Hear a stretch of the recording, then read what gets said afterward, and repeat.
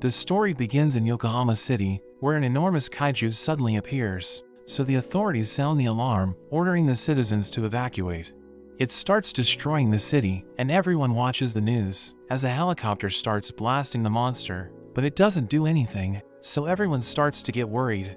But an elite unit known as the 3rd Division arrives to fight the kaiju, and their captain Mina fires her railgun, killing the kaiju with a single shot. Everyone celebrates the victory, thinking the 3rd Division is amazing because they were able to defeat the kaiju without any casualties. A team arrives to clean up the mess, and we meet a man named Kafka as he collects a sample for the researchers. He sees his teammates lifting one of the kaiju's organs, but he warns them to be careful, and it suddenly explodes. The blood burns one of his companions, so he helps the man, telling him he's going to be fine. Kafka realizes that the kaiju is massive, so it's going to take ages for them to remove it, and the supervisor orders him to remove the intestines. He doesn't want to do it because it's a disgusting task, but the supervisor tells him he has no choice, and his colleagues wish him luck, knowing the intestines are filled with the kaiju's poop. He throws up upon seeing the intestines, but he knows he needs to do his job, so he cuts through it anyway. Kafka returns home, but he can still smell the kaiju's poop, and he watches the news, realizing that everyone is praising Mina because she has defeated hundreds of kaiju at such a young age. We learn that she's his childhood friend, and he wanted to exterminate kaijus with her, but he's nowhere near her level, so he becomes depressed, wondering how he ended up in his position, but he decides not to think about it, knowing he's helping society by cleaning up the kaiju's remains. The next day, he reports to his office, where he meets his new coworker named Reno, but he says that he plans to join the defense force. Another man named Takuta tells him that Kafka used to have the same dream, but he gave up on it. So Reno thinks he's pathetic, asking him why he gave up, but he explains that he did his best, and he still wasn't accepted into the defense force. Reno doesn't want to end up like him, so he mentions that he will never give up, and he leaves the room, as Kafka realizes that he sounds like a loser. They return to the kaiju, and Reno is assigned to the intestines, so Kafka celebrates, thinking Reno is about to get what he deserves. But the supervisor tells Kafka to work with Reno, so he becomes upset, wondering why he always gets the dirtiest jobs. But the supervisor notes that he has grit, thinking he would have done well in the defense force if he passed the test.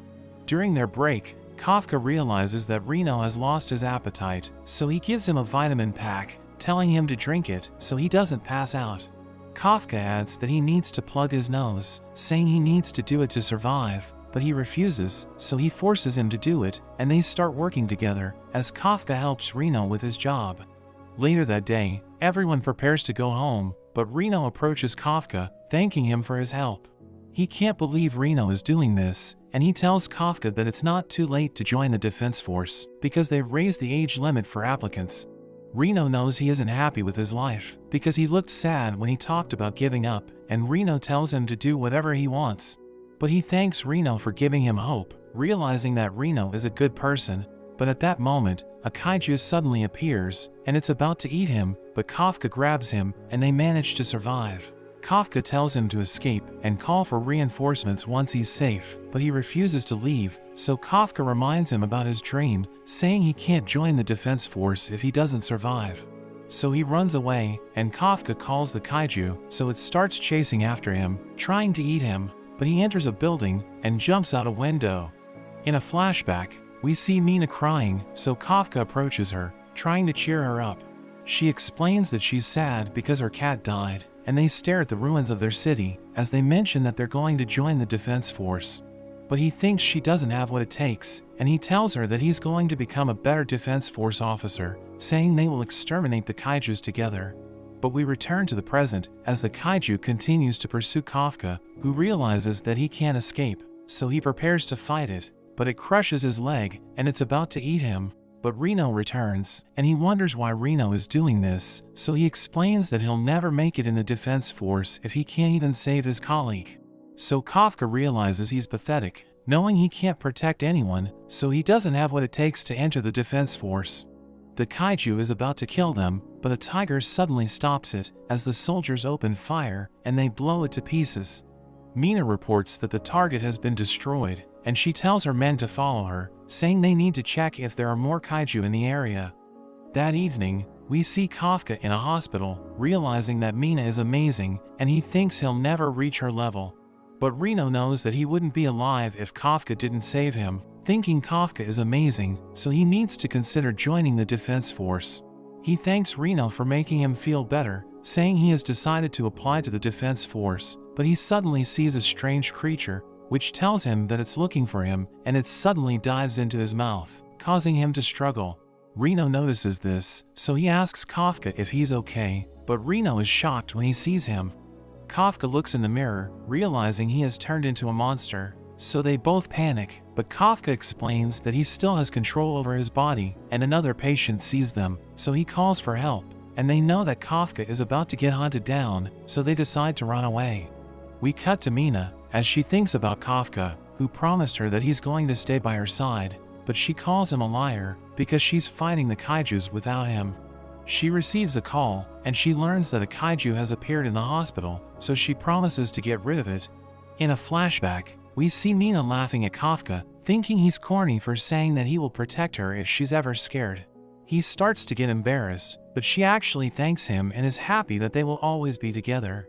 We see her gather her team, and she tells them about the situation at the hospital. There's an alert on the news, and the people are told to take shelter. We return to the hospital, and the old man is terrified, so Reno suggests clearing up the misunderstanding, telling Kafka to smile. But when he tries it, it just causes the man to faint. Kafka rushes to help him, but as he touches the wall, he blows it away, and they are shocked by his strength. The other patients wonder about the explosion, and Reno thinks they need to get away. Kafka goes to open the window, but he completely tears it away. He starts freaking out about his body, but Reno says they need to go. We see Mina's team on their way, and she receives a report about them leaving the hospital. Meanwhile, Reno wonders how Kafka turned into a kaiju, asking if he's really still the same guy. But Kafka says he doesn't know, as we see he has taken on a more monstrous form. He manages to turn back, but notes there's another problem, saying he needs to pee. Reno tells him to hold it in, but Kafka isn't able to control himself, so Reno wonders where the pee will come from, and it comes out of his nipples. Kafka is embarrassed by this, but Reno says they need to keep moving. Kafka wonders if he can still join the defense force like this, but Reno thinks it's impossible, because he's become the thing that the force is defending against, thinking he'll be shot on sight. He becomes devastated, realizing he will never join the defense force, thinking he won't be able to keep his promise with Mina. Reno notices a sealed-off area, thinking it's the perfect place to hide, but Kafka suddenly senses something approaching. We see an explosion, and there's a report of another kaiju, so Mina splits her team up. Reno notes that there will be less people after him, so he thinks it's the perfect distraction for them to hide, but Kafka seems to hesitate. At the site of the explosion, we see a girl crying, as her mother appears to be trapped. She isn't strong enough to lift the debris, and the kaiju suddenly appears. It smashes through the building and prepares to eat them, but Kafka suddenly punches it and completely blows it away, shocking himself with his own strength. He checks on the girl, but she's afraid, so he tries smiling again, but it only makes things worse. He's able to free the mother, but the kaiju suddenly returns. So he tells Reno to get away, and he charges up his full strength. He dodges the kaiju's attack, and delivers a devastating punch, which completely blows it up, causing its blood to rain down. He says it's over, but the girl is still terrified. So he tells her he will go, but as he starts to walk away, she actually thanks him. He's reminded of when Mina thanked him, remembering his promise to stick with her, so he realizes what he needs to do. Reno tells him they should go before anyone else arrives, but he says he's not giving up, saying he needs to go and stand by Mina's side. We see Mina as she arrives on the scene, wondering what happened. She asks the girl about the kaiju, but she's scared when she thinks about it. Mina assures her that they will wipe out all the kaiju, but the girl asks her not to hurt the good kaiju, mentioning how there was a good kaiju that saved her mother. 3 months later, we see the cleaning team watching the news, and learn that Kafka has been given the codename No. 8. Reno thinks things have gotten out of hand, and we learn Kafka was the first kaiju in history to escape the defense force, so they are all looking for him. The supervisor mentions there's mail for him in Kafka, and we see he passed the test for the defense force. He has a look at Kafka's letter, and we see that he also passed. Reno rushes to deliver the news to Kafka, but he sees him in his kaiju form, so he kicks him. Kafka quickly changes back, and Reno warns him he's still wanted, so he can't just expose himself. Reno gives him the letter, but wonders why he isn't excited, so Kafka mentions it's the second round that he normally fails. We learn that the second round is the practical exam, and Reno wonders how he'll hide his body since there will be officers watching. But Kafka says he will take it regardless, and since he's 32, this is his last chance to make it in. On the day of the exam, we see them arriving at the Defense Force's Tachikawa base. We see other participants arriving, and there's suddenly a girl that calls out to Kafka, calling him old. He freaks out and explains he's only 32, but she tells him his car is in the way. He notes that there are plenty of spots, but the girl mentions that 55 is her lucky number. Kafka thinks about teaching her some manners, but the girl decides to move it herself. She takes off her jacket, revealing a suit, and she lifts their car with only one hand, throwing it to the side. Kafka freaks out about the damage, and Reno wonders who the girl is, so she introduces herself as Kokoro Shinomiya, mentioning that her favorite hobby is killing kaiju, but she suddenly starts smelling Kafka, saying he smells like a kaiju. But Reno defends him, explaining it's because they're disposal workers, so she looks down on them, saying they aren't supposed to be there. But she sees Kafka lifting the car, and she can't believe he has superhuman strength, thinking he's also wearing a suit. He tells her he's going to be taking the exam, telling her to remember his name, and she believes things are about to get interesting, saying she's going to prove that she's better than him. We meet her butler Sabasu, and they head inside. But Reno becomes upset, because Kafka used his powers to lift the car. So he explains that he only transformed his hand, so that no one will notice, but Reno tells him that isn't the issue, advising him not to use his powers, and Kafka agrees to this. They make their way inside, as Kafka notes that this is his last chance to join the Defense Force, so he's determined to give it everything he has. We learn that the second round of the exam has two parts, and they aren't sure if they're going to do well during the aptitude test, so they decide to give the fitness test everything they have. But as the exam begins, we see Kafka struggling, as he notes that his performance is worse than before, so he thinks he got weaker because of his age. Kafka doesn't perform well, so Kokoro mocks him, because he told her to remember his name, but his ranking is terrible, and he's nowhere near her level. So he falls into despair, but Reno admires him for not using his powers, and he explains that he doesn't want to play dirty, knowing everyone is doing their best to pass the exam. But he thinks about his ranking, realizing he could have improved it by using his powers, but Reno explains that there's another reason why he didn't do well.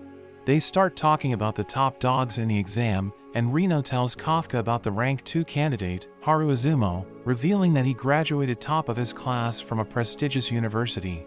The rank 3 candidate named Furuhashi also graduated as a valedictorian from his school, and he's known for his incredible strength. The top candidate, Kagura, was invited to become an elite member of Japan's ground force, but he turned down the offer because he wanted to join the Defense Force instead. Reno adds that there are other competent candidates, so he knows the competition is going to be tough. But he mentions that everyone's watching Kokoro, saying she's considered to be a prodigy because she was able to graduate from a prominent university at the age of 16. So they think she has incredible talent, and everyone wants to defeat her. Kafka approaches her, saying she's amazing, but her bodyguards beat him up, telling him not to touch her.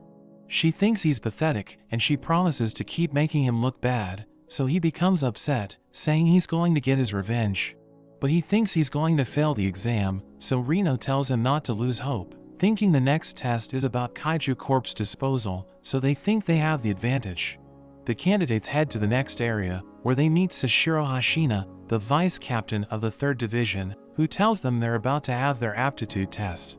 He opens a gate, and Kafka is excited for kaiju corpse disposal, but Sashiro tells them they're going to be killing kaiju instead. Reno and Kafka aren't happy to hear this, and a kaiju tries to leave the gate, but it's stopped by a barrier.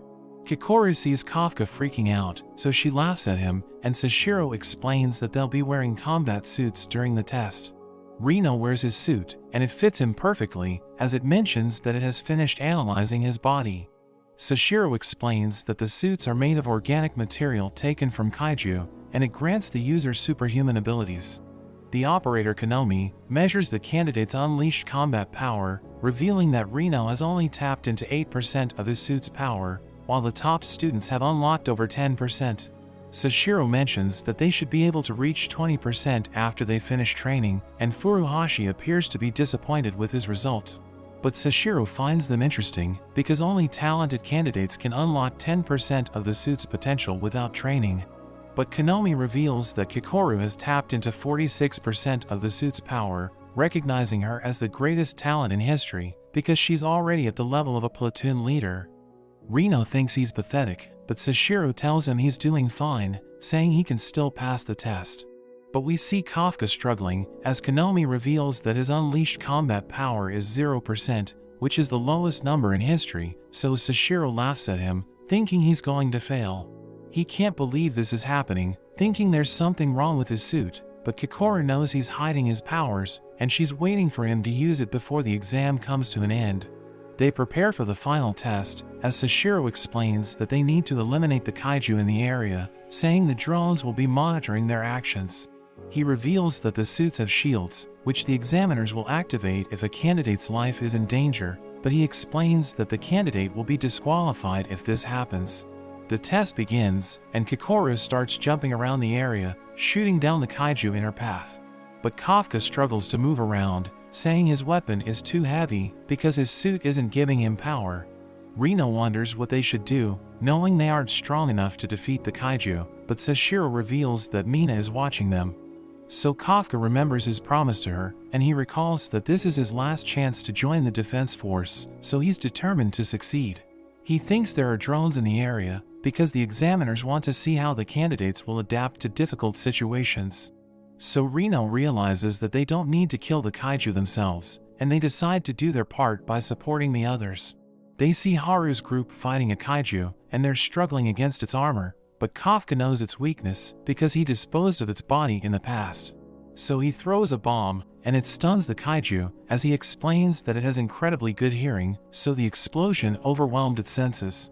He tells Haru to aim for its stomach, so he follows Kafka's instructions, and their bullets are able to penetrate it, causing the kaiju to explode. He thanks Kafka for his help, and he starts looking for another kaiju, thinking he can pass the exam without using his powers. But a kaiju suddenly attacks him, sending him crashing against a wall, and the examiners note that he's injured, thinking he can't continue fighting. So they prepare to activate his shield, but he refuses to give up, knowing Mina is watching him. The kaiju is about to eat him, but it suddenly gets blown into pieces, as Kikoru arrives, telling him she can clear the area alone, so he can just stay on the ground, calling him a loser. The top dogs realize she's going after the main target, and they're determined to eliminate it before she does. But they realize that she's stronger than them, thinking it's because of her unleashed combat power. Kafka struggles to get back up, realizing his leg is broken, and Sashiro calls him, advising him to drop out, because he's too injured to continue fighting. So he wonders if it's time to quit, knowing he has no talent whatsoever, so he thinks he's going to fail. But he still refuses to give up, because he doesn't want to abandon his dream, and the examiners are surprised, as he starts tapping into his suit's powers. He manages to get back up, so Sashiro agrees to let him continue. Kafka still struggles, and he worries about holding Reno back, but Reno is determined to stick together. We see Reno carrying him, and Sashiro laughs while watching them. They try to catch up with Kikoru, and Reno tells Kafka to handle the attack. Meanwhile, we see Kikoru easily taking out the kaiju, and she's so fast that no one can even help her. She reaches the Hanju, the final target, and she throws a grenade to stun it. She then jumps between its teeth, and finishes it with a single shot. The kaiju falls, so the test comes to an end, as the drones are recalled, and Kafka can't believe Kikoru killed it so quickly. Mina is impressed by her strength, and Sashiro notes that she cleared the test so quickly that no one else dropped out, and we learn that Kikoru is the daughter of the director. Kikoru hopes she made her father proud, and she prepares to go and laugh at Kafka again, but there's another kaiju that appears, and she suddenly gets shot. Meanwhile, Kafka wonders about their result, but the destroyed kaiju suddenly get back up. We see Kikoru stopping her bleeding, and the kaiju is surprised she can still move, but Kikoru is shocked to hear it talking. She tries to shoot it, but the kyju fires first. The examiners hear her screaming, and they detect her abnormal vitals. Sashiro wonders what's going on, and they also see the revived kyju. Konomi notes that they have gotten even stronger, and the Hanju is given a fortitude rating of 6.4. Sashiro thinks it would take a whole platoon to take it down, and Mina orders for all the remote shields to be activated, telling Sashiro they need to head out. The examinees are told to evacuate, but Kikoru thinks she can't run, because if the Hanju isn't dealt with, many people will die. She manages to close her wounds thanks to her suit, and she prepares to keep fighting, thinking she needs to be perfect, but the Hanju instantly smashes her.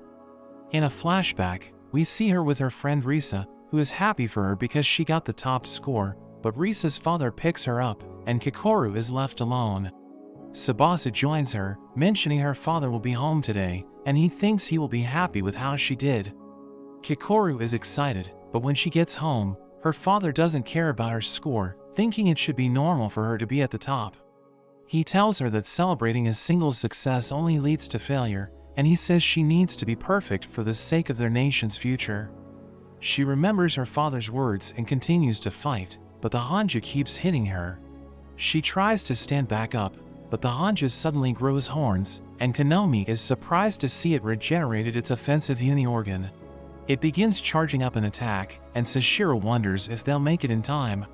Kikoru thinks it's over for her, and she apologizes to her father that she couldn't be perfect. The Hanju prepares to finish her, but Kafka suddenly appears, telling her she did a good job. She wonders what he's doing there, and there's a huge explosion, but we see that Kafka blocked it, and he transforms into his kaiju form in front of her, saying he will handle the rest. Meanwhile, we see everyone else evacuating, and Kagura shoots a flare to help guide everyone. Rino hopes that Kafka is okay, and we see that a few moments earlier, they learn that the Hanju came back to life, and Kikoru is fighting it alone. Their orders are to evacuate, but Kafka disappears, and Rino worries that he's planning on transforming. Back in the present, Kikoru wonders what's going on, and Kafka begs her to keep his secret. The Hanju charges up another attack, but Kafka just slaps it away, and he promises to tell her more after the fight. Konomi detects his energy, but the cameras are knocked out from the explosion. She notes that he has a fortitude rating of 9.8, but Sashiro says it's impossible, thinking the explosion must have scrambled their measurement system, because 9.8 would be the strongest kaiju in history. Kafka knows he doesn't have much time, so he decides to finish things with a single punch. He clashes with the Hanju, but he completely overwhelms it, blowing it into pieces. Kikoru wonders who he is, and Kafka suddenly rushes at her, but he takes out a kaiju behind her. He tells her she shouldn't put herself in such danger, but Rino suddenly arrives and starts reprimanding him for transforming. They start to argue, but Kikoru ends up passing out. Sashiro and Mina arrive on the scene, and they wonder what happened. They get a report that Kafka and the others made it to the shelter, but Sashiro thinks Kikoru isn't strong enough to be responsible for this. Sashiro is reminded of the previous incident 3 months ago, so he wonders if they're related. We see Kafka in the hospital, and Rino notes that Kikoru's condition is also looking good, mentioning that she's getting the best treatment. Kafka gets jealous of this, but Mina suddenly visits them, and she thanks them for saving Kikoru. She leaves after this, and Kafka wants to call after her, but decides to wait until he becomes an officer. Kikoru wakes up, and she's visited by Sashiro. He tells her that everyone survived, and he thanks her for dealing with the Hanju. She thinks about Kafka saving her, and she decides to keep his secret. The incident is reported on the news, and the mysterious kaiju is surprised there were no casualties. He suddenly gets a call, telling him his break is over, and we see him transforming into a man. As he leaves the toilet, we learn that he's the newest member of the cleaning squad. Kafka is released from the hospital, and he returns to work, but he's freaking out, because he isn't sure if he's going to pass the exam. He starts blaming Rino for his poor performance, but their boss appears, saying they both received letters, and Kafka opens it, realizing it's the exam results. We see the successful candidates gathering in a hall, but the top dogs realize that Kafka isn't there, thinking he must have failed. Kikoru joins them, and we learn that she obtained the top score, so she's going to be handling the oath. Furuhashi asks Rino about Kafka, and he's about to answer the question, but the ceremony suddenly begins, as Mina enters the hall. Kikoru is ordered to speak on behalf of the class, and Mina announces that there are 27 successful candidates, saying they're now considered as officers in the defense force. Kikoru promises to fulfill her duties to the best of her abilities, and Mina thanks her for saving everyone during the exam. But she knows that Kafka was the one who did it, and she wonders why he isn't in the ceremony, thinking he deserves to pass. She's curious about his powers, so she wants to see him again, and at that moment, Kafka suddenly joins them, surprising everyone. We learn that during the deliberation, the officials talked about Kafka's result, thinking he has no potential whatsoever, so they considered failing him. But Sashiro decides to accept him into his platoon, because he was able to support the other candidates during actual combat. Mina explains that he isn't included in the ceremony, because he's going to be enrolled as a cadet, but Kikoru is happy that he was able to enter the defense force. Mina is glad that they all volunteered for the defense force, but she explains that the kyju are getting stronger, so she warns them that their missions are going to be dangerous. She's certain that there are going to be casualties, but she promises to do her best to help them, telling them to believe in her. Kafka tells her that he's going to be standing next to her, but everyone's shocked by his behavior, thinking he's insane.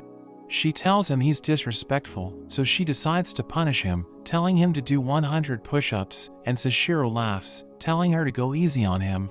But she walks away, and Sashiro notes that she's smiling as Kafka starts doing the push-ups. Sashiro suspects that he's connected to the kyju that was rated 9.8 because his vitals disappeared when it was detected. So Sashiro thinks he's hiding something, so he decides to monitor him. Kafka struggles to complete his push-ups, and he barely manages to get 100 as everyone celebrates, but Kikoru interrupts them, telling him she wants to talk to him. They head to a diner, where Kafka tells Kikoru how he got his powers, and she can't believe this is possible. He thinks about telling the defense force about it, thinking they might be able to cure him, but she tells him it's a bad idea, because they will experiment on his body until he dies, saying they will use him to create special weapons. So he begs her to keep his powers a secret, and she agrees to this, reminding him that he saved her life, but she promises to kill him if he goes on a rampage. We see Rino in the middle of a training session, and he hits the targets with amazing precision. A voice mentions that he was able to complete the exercise in over 2 minutes, and his combat power has reached 18%. Everyone is impressed with his progress, and Furuhashi wants to keep up with him. So he goes through the exercise with everything he has, and he's able to beat Rino's time, as the voice mentions that his unleashed combat power is 20%. He tells Rino not to get too cocky, but they see Kikoru completing the test, as the voice reveals that she was able to destroy the targets in 1 minute, and her combat power is at 55%. She taunts them, saying she's better than them, and Haru thinks he'll never defeat her, but Kagura tells him he's falling behind, and he realizes that Kagura has surpassed his unleashed combat power. Everyone hears Kafka struggling, and we learn that he was able to destroy the targets in 6 minutes, but his combat power is still at 1%. He celebrates, telling Kikoru that he's no longer at 0%, but Sashiro tells him he's pathetic, warning him that he's going to get fired in 3 months. Sashiro orders everyone to run around the perimeter, and Konomi notes that they're competing with each other, so he thinks they're going to improve. Everyone takes a bath, and Kafka is exhausted, as Furuhashi boasts about his muscles, but Rino thinks he looks average, and he doesn't believe Rino, so they start arguing. Kafka tells them his muscles are bigger, but he loses control over his breathing, and his belly sticks out, so Furuhashi laughs at him. Kagura joins them, and they see that he looks totally shredded, so they hide in the water, realizing they're no match for him. We cut to Kikoru, as she sees Mina in the laundry area, thinking she looks amazing, and Kikoru wonders why her combat power is off the charts. So she asks Mina about her training, and she tells Kikoru to stand next to her, saying she will teach her the basics. We return to Kafka, as he hears the others talking about Mina, saying she inspired them to join the defense force. Rino thinks she's like a superhero, but Kafka tells them she's his childhood friend, and they're surprised to hear this, so they ask him to share his story.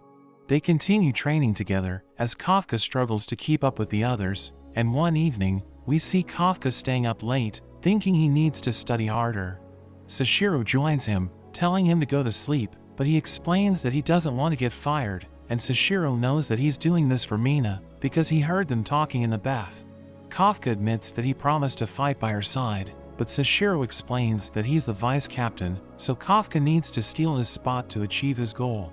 Sashiro tells him he'll never become the vice captain and warns him not to get too attached with the other officers, because they could end up dying during their missions.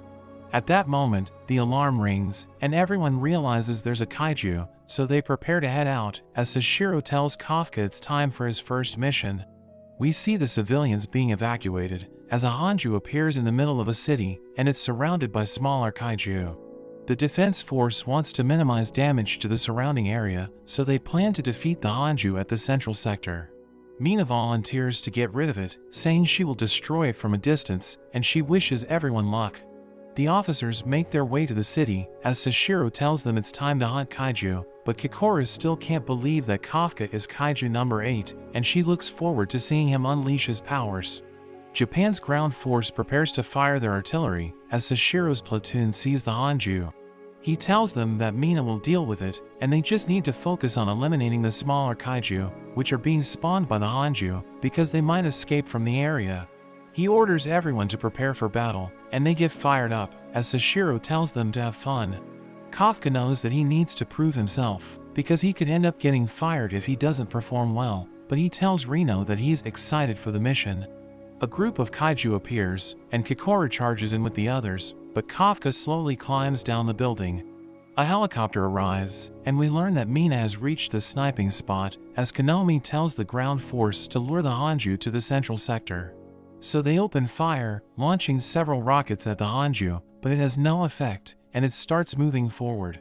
Sashiro tells the new recruits to show him what they're made of, and Kafka tries to unleash his suit's power, but a kaiju blows him away, and Kikoru advises him to stay back, because he's still at 1%. The experienced officers look down on the rookies, telling them not to get in the way, and they mention that nobody knows about the enemy's weak spots.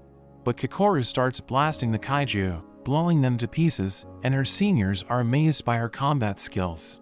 We see Furuhashi in action, telling Reno to keep up with him, but he realizes that Reno was able to kill a kaiju on his own, wondering how he was able to do that.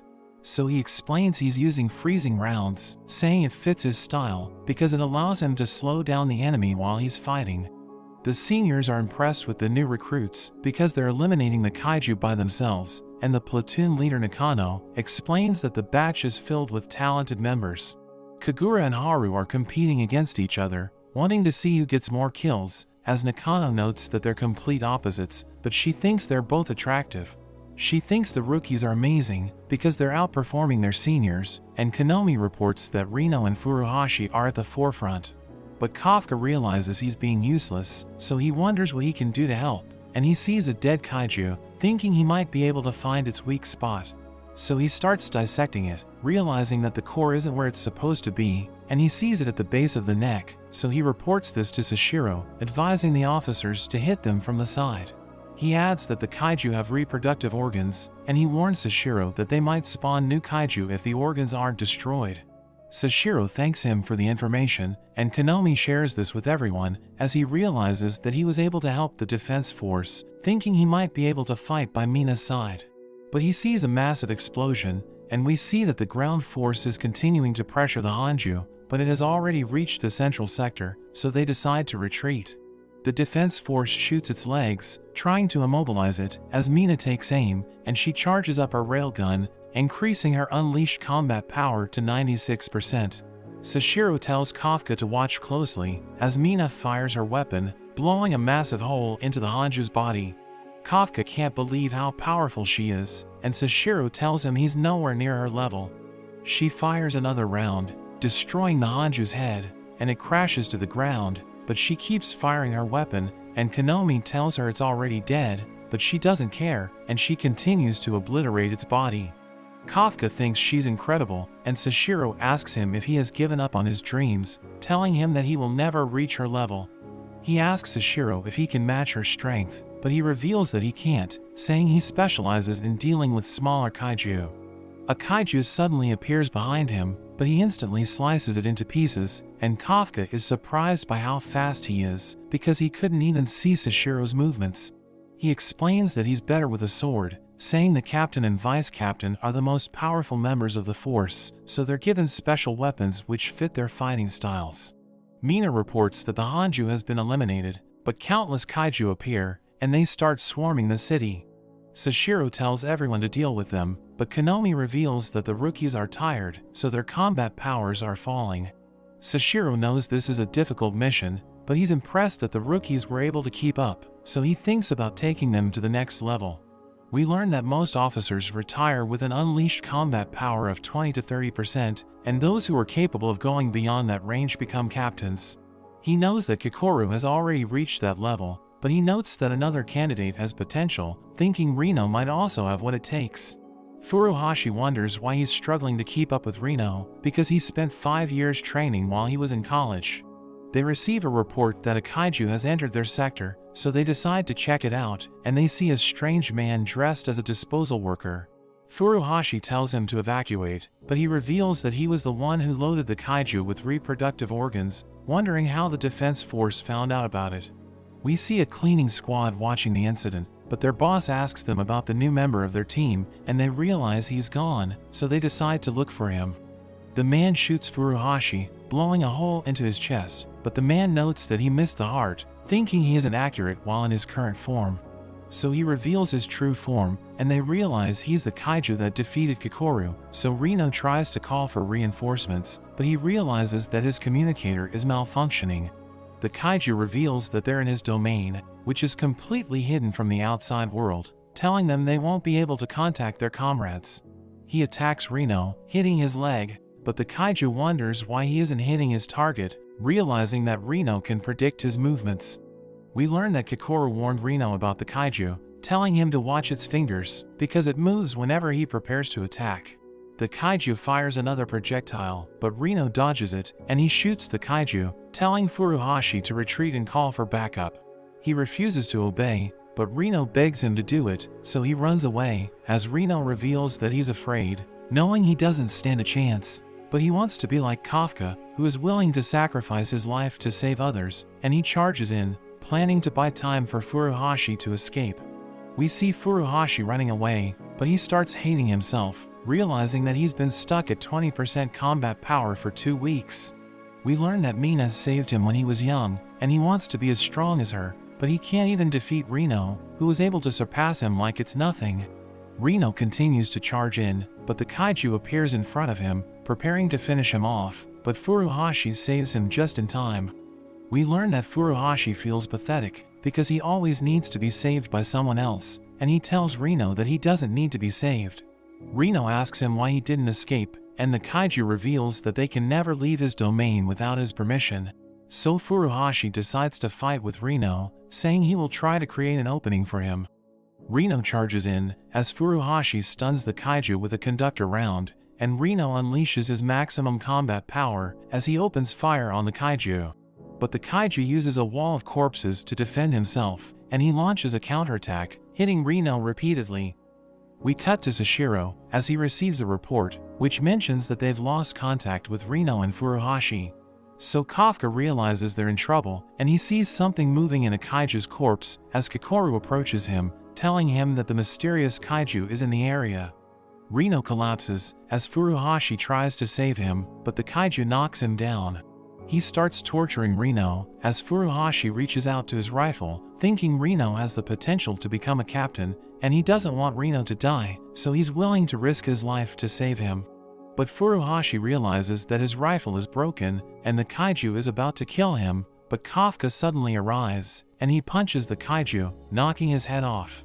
Reno thinks he's weak, because Kafka was forced to transform to save him, revealing that he wanted to get stronger to stop this from happening. The kaiju gets back up, and Kafka tells Reno to take a break as he prepares to fight the kaiju. He asks Kafka why he's protecting Reno, saying Kafka is stronger than the other kaiju, so he wants to use his body.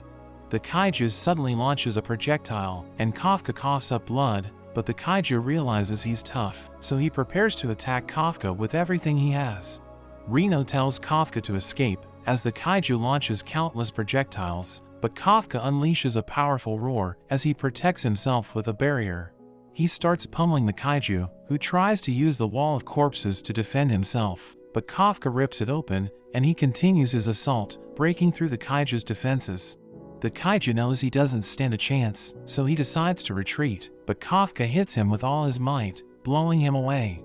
We see that the kaiju's core has been exposed, and Kafka is about to finish him off, but two officers see him, and they report that they have spotted kaiju number 8. We see Kikoru fighting a kaiju, but she struggles against it, because she's already exhausted. She manages to slice it in half, but she thinks about Kafka, wondering where he is.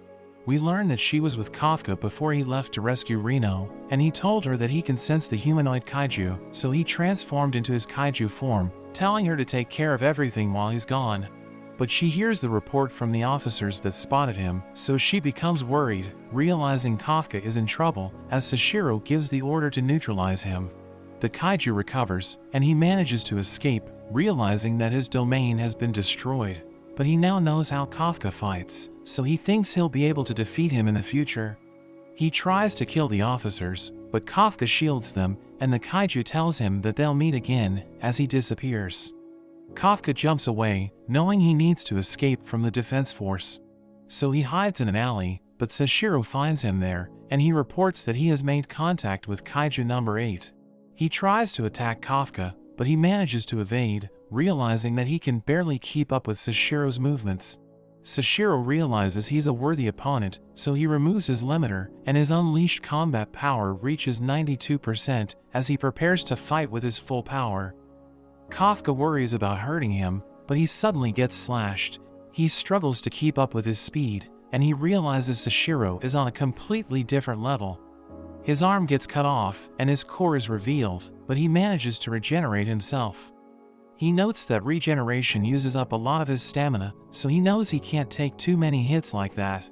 He tries to fight back, and Sashiro recognizes him as a Daikaiju. He gets a strange feeling, but decides not to worry about it as he charges up an attack, unleashing a double slash, which cuts off Kafka's leg, but he follows up, and Kafka realizes he's aiming for his core, but he predicted he would do this, so he catches the blade. Sashiro gets stuck, and Kafka uses the chance to attack, blowing him back, and he manages to escape. We see Kikoru as she thinks about Kafka, wondering if it's really okay to trust him, but he suddenly returns. She tries to scold him, but catches him as he falls, and he apologizes for letting the humanoid kaiju get away. He tries to head over to help Reno, but Kikoru notes he's in no condition to help, telling him to worry about himself, because Sashiro might figure out he's a kaiju. Sashiro thinks about the encounter, and Mina takes a picture to remember his failure. She wonders if Kaiju 8 was strong, so he notes how he was at the level of a Daikaiju, which makes him the first one since the incident 5 years ago. Sashiro notes how he doesn't seem to attack people indiscriminately, and he thinks back to how Kafka only attacked his weapon, realizing the strange feeling he felt was because it felt like he was fighting a human rather than a kaiju. But Mina tells him to get some rest, and notes that no matter what kind of kaiju it is, it's their job to neutralize it. They suddenly get a report, and Ikaruga tells them that the kaiju that attacked Reno and Furuhashi was the same one from the exam, mentioning how it had a human form. We see the humanoid kaiju in a weakened state, as a car honks at him. The driver tells him to get out of the way, and he points at the man, but nothing happens. The man is confused at what's going on, but the kaiju transforms and eats him, as we see the kaiju taking on the man's appearance. We hear on the radio that he's been designated as kaiju number 9, but he thinks about how he can kill Kafka. We see Reno waking up in the hospital, and Kafka is glad he's okay. He thanks Kafka for saving him, but they panic as we see Furuhashi is next to him, thinking it was Kaiju 8 who saved them, so Kikoru quickly mentions how Kafka found the core in the smaller kaiju, and he buys her explanation. Furuhashi wonders why Kaiju 8 saved them, thinking he was pretty cool, so Kafka gets happy hearing this. Soon after, the squad has a party to celebrate Reno and Furuhashi's recovery and their first successful mission. The chef reveals they'll be having the best wagyu, and they can't believe it, but the chef notes that Haru must be served the finest food, so Kafka wonders who he is, and we learn he's the heir of the Izumo Technology Group, who are the largest manufacturer of anti-kaiju equipment, and Kafka is amazed that they make the suits that they use. We see everyone enjoying the food together, and Reno is happy they organized it, but everyone starts to argue about their performance, and Kafka complains to Haru about his suit, calling it defective because he couldn't defeat a single kaiju. Reno worries about the chaos, but realizes they are all talking about the mission and are figuring out ways to get stronger. The chef is glad Haru reached out to them, asking about his father, but Haru notes how they haven't spoken since a certain incident. Kagura suddenly appears, looking for the toilet, and Haru wonders how much he heard. Sashiro calms everyone down to make an announcement, and reveals that thanks to Kafka's contribution, he's being promoted from a cadet to a full officer. He's overjoyed to hear this, and everyone celebrates for him. The next day, Kafka meets with Mina, and she officially gives him the promotion. He swears to give it his all, but as he leaves, she tells him not to get too excited, because he's still a long way from being able to stand by her side, but he's happy that she remembers the promise. She notes that it was Sashiro who recommended him for the promotion, so she tells him not to let him down. We see Kafka studying late at night, but he gets tired and decides he's had enough. As he heads back to his room, he sees the training room open, so he wonders who left the light on, but he sees Sashiro training, and he realizes he's mentally recreating their fight. Sashiro notices him, and Kafka asks what he's doing, so he reveals he's working on how to defeat Kyju 8, and Kafka is terrified listening to him. Kafka respects him for wanting to protect everyone, and he also promises to do his best, but Sashiro reminds him he's useless at 1% power, but gives him 1% of his expectation. He tells him to get some rest, but we see that in the skies above, there's another mysterious kaiju. We see Kafka thinking about Sashiro, and he's determined not to let him down. He's about to return to his room, but he suddenly sees fireballs raining from the sky, and they crash into the buildings, causing widespread destruction. Sashiro feels the ground shaking, so he asks the operation room what's going on, and Konomi tells him that multiple Fortitude 6 kaiju are attacking the base, saying they all belong to the Hanju class. So he prepares for battle, and he reminds everyone that Mina is away, so he's going to take over, telling them to eliminate the kaiju.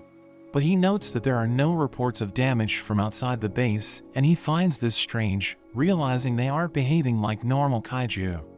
Meanwhile, Kafka notes that they're being attacked by wyvern-type kaiju, but he can't believe they're working together, and he realizes that something's wrong. So he decides to call Sashiro, telling him that wyvern-type kaiju are always alone, and Sashiro believes a leader is controlling them. A humanoid kaiju approaches Sashiro, asking him if he's the strongest human at the base, and he confirms this, so the kaiju prepares to fight him, calling him his prey. Konomi warns Sashiro that the kaiju is at Fortitude 8.3, so he's extremely powerful, but Sashiro tells everyone he's going to deal with him. The kaiju suddenly attacks him, and he tries to crush Sashiro, smashing the ground and destroying everything around him. But we see that Sashiro was able to evade, and the kaiju finds him interesting, so he prepares to fight seriously. He lets out a loud noise, and the other kaiju respond to him, so Sashiro realizes he's the one controlling them. The kaiju tries to kill him, and he manages to evade, but he notes that the kaiju is incredibly strong, thinking he's going to die if he gets hit. He continues to avoid the attacks, and he strikes back, but it has no effect, as he realizes that the kaiju's skin is too tough. We see the other officers shooting the wyvern-type kaiju, but they're struggling to defeat it, because their bullets can't pierce through its armor. So Kafka advises them to attack the kaiju from behind, saying it's their weak point. Kagura and Haru encounter a kaiju, and Kagura distracts it, as Haru prepares to shoot its back, but another one suddenly appears, so Haru falls back, as he realizes that the kaiju are working together. So the officers wonder how they can defeat the kaiju, because they're protecting each other's backs. But Kokora suddenly appears, and she attacks a kaiju head-on, killing it in one hit, as she reveals that her new weapon can smash through its armor. We learn that the 3rd Division gave it to her, because she's the 3rd strongest officer in the division, and the kaiju are becoming an even greater threat, so they have decided to treat her as part of the main force. But Kikoru mentions that she doesn't like her weapon, because she thinks it doesn't suit her. A kaiju tries to blast her, but she leaps forward, as she recalls how Sashiro told her that her weapon can be activated to generate shockwaves. So she decides to try it, creating a shockwave which pushes it forward, as she strikes the kaiju with even more power, killing it in an instant. Another kaiju appears, so she charges in, and she takes a swing as she activates her weapon again, blowing a hole into its body. She sees another one attacking from above, but Reno shoots it with his freezing rounds, causing it to crash into the ground, and she delivers the finishing blow. She tells Reno to work with her, and he agrees to this, but Kagura and Haru don't want to get left behind, so they decide to do their part. We return to Sashiro as the kaiju continues to pursue him. He notes that the kaiju is enjoying the fight, and he orders Konomi to open the gate, allowing them to enter the training grounds. The kaiju manages to land a hit, blowing Sashiro away, but he realizes that his arm has been sliced off as Sashiro reveals that he removed his limiter, saying he doesn't have to worry about the others while he's in the training grounds. We cut to an officer named Ikari, who is about to be killed by a kaiju, but Kafka rushes to her and he transforms his legs, allowing him to reach her just in time. She thinks he used his suit to save her, and he tells her he has improved, but the kaiju prepares to blast them.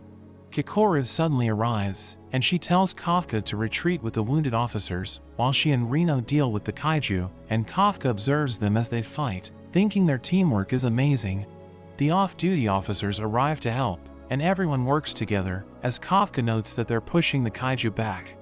Sashiro continues his fight against the leader, and he's able to slice through the gaps in his armor.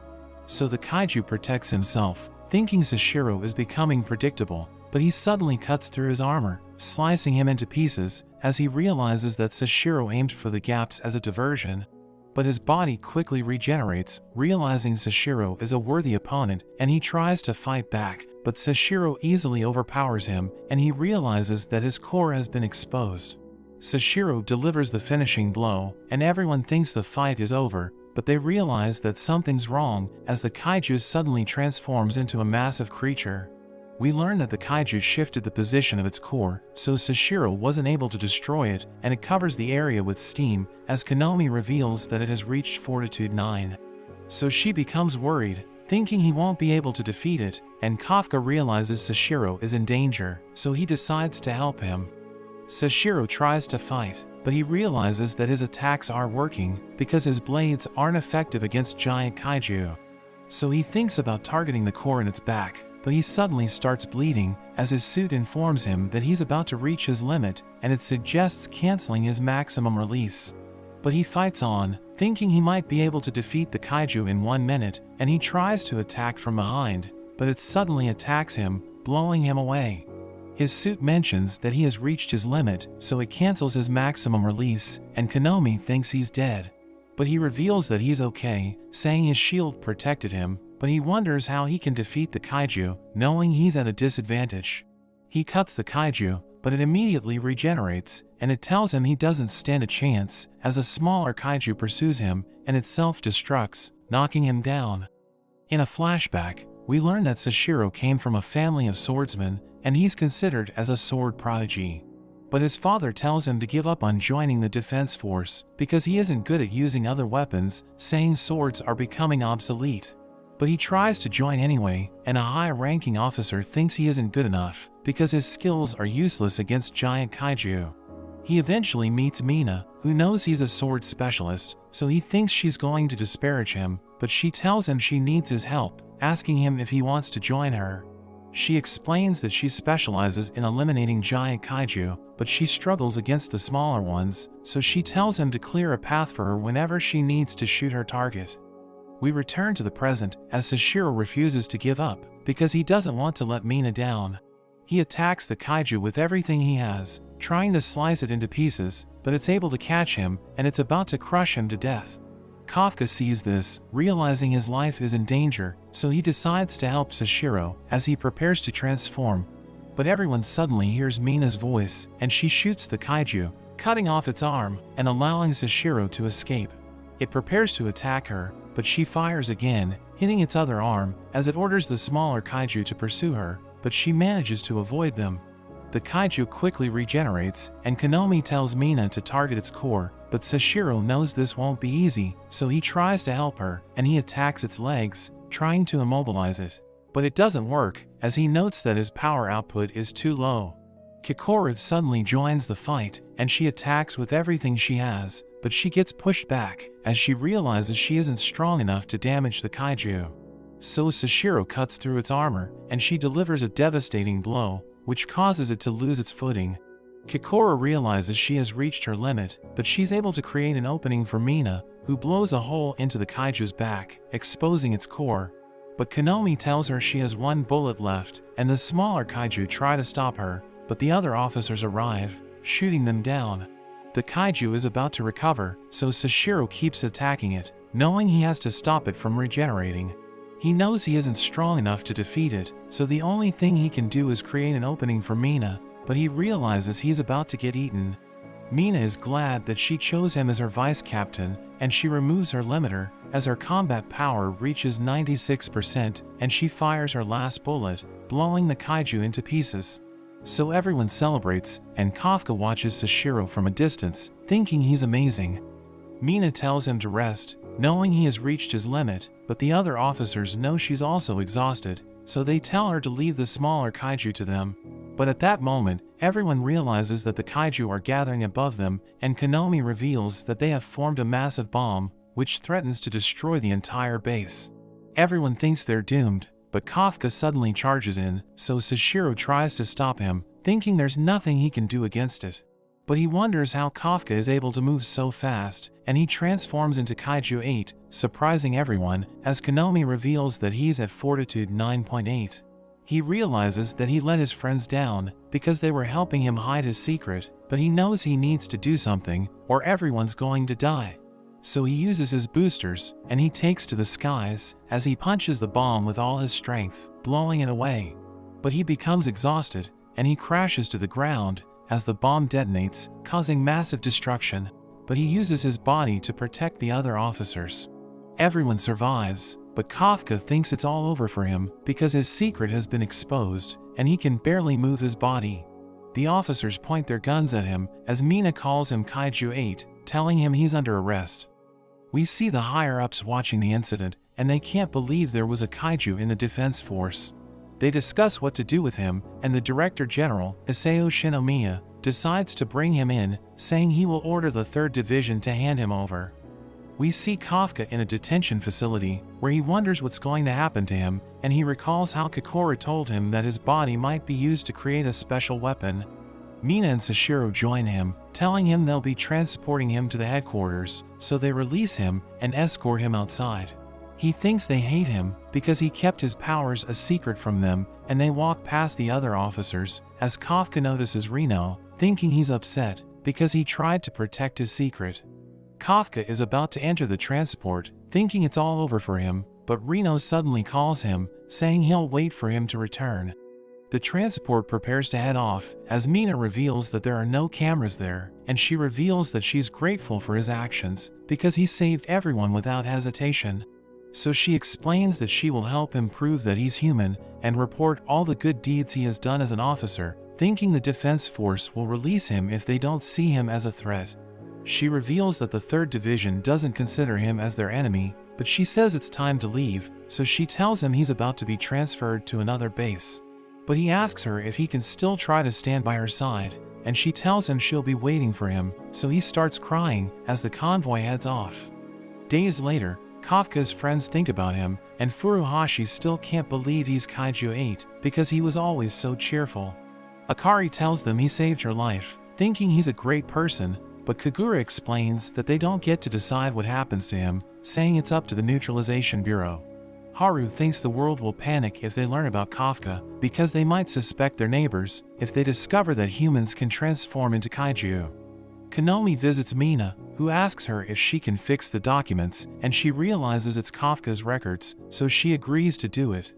Sashiro's subordinate asks him about Kafka, and he explains that he wants him to return because he wants to fight him again, knowing he held back during their last fight. Kikoru visits Isao's office, and we learn that he's her father, but she asks him to spare Kafka because he saved her life. But Isao calls her a fool, and he shows her an X-ray report, which reveals that Kafka has a core in his body. So Isao thinks he isn't human, saying he's no different from the kaiju that killed her mother, but she explains that she still believes in him. We see Kafka in a maximum security prison, where the scientists monitor his condition. But he thinks about his friends, thinking he owes them an explanation, so he wants to see them again. The boys report to Mina, who tells them their base was destroyed during the last attack, so it's no longer a good place to train new recruits. She explains that the kaiju are getting stronger, and the higher-ups are concerned, thinking they're becoming an even greater threat. So she mentions that they need to be prepared, and she tells the boys they will be training with the most talented rookies from other divisions. Haru thinks the higher-ups are doing this to monitor the officers who were close to Kafka, but she denies this, saying he has nothing to do with this. Furuhashi tells her he wants to stay with the 3rd Division, but Reno agrees to train with the other rookies, and Furuhashi tells him they're going to get split up, but he doesn't seem to care. Moments later, Haru is about to call his father when he hears Kagura on the phone, and he mentions that he wants to save someone, so he asks for help. He realizes that Haru was listening to him, and Haru becomes curious, so Kagura tells him that he was talking to his old commander in Japan's ground force. Haru can't believe he's doing this to help Kafka, so he explains that he doesn't want to lose him because he considers him as their comrade. We return to Kafka as he thinks about what Mina said, thinking everything's going to be fine once he proves that he's human. Isao suddenly appears, and he tells his subordinates to release Kafka. They warn him that it's too dangerous, but he explains that Kafka can easily break the restraints if he wanted to, so they let him go. But Isao suddenly starts shooting him, so he uses his arm as a shield, but Isao tears out his skin, and he collects a blood sample as he tells Kafka he's a kaiju. But he denies this, saying he's human, so Isao gives the signal, and his subordinates deliver his gauntlets. He wears them, and they merge with his body, as he mentions that he will dispose of Kyju 8. Kafka is determined not to transform, because he wants to prove that he's human, but Isao attacks him, slicing off his arm and sending him crashing against the wall. The other officials are impressed, realizing Isao hasn't lost his touch, and we learn that he's considered as the strongest soldier in history. Kafka transforms into a kaiju, and he tries to escape, thinking about dodging until Isao reaches his limit.